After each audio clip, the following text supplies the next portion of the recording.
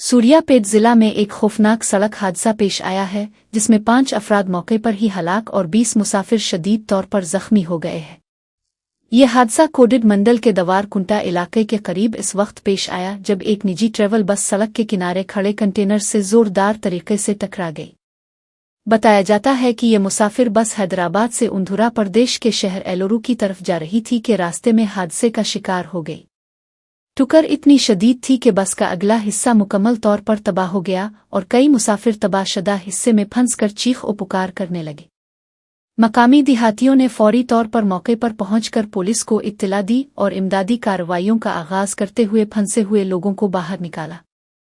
इत्तला मिलते ही पुलिस और रेस्क्यू टीमों ने मौके पर पहुंचकर तमाम जख्मियों को फौरी इलाज के लिए करीबी अस्पताल मुंतकिल कर दिया।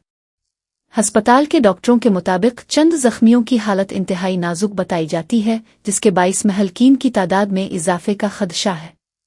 पुलिस इंतजामिया ने इस अलमनाक हादसे के सिलसिले में मुकदमा दर्ज करके हादसे की वजूहात की जांच और कानूनी कार्रवाई का आगाज कर दिया है।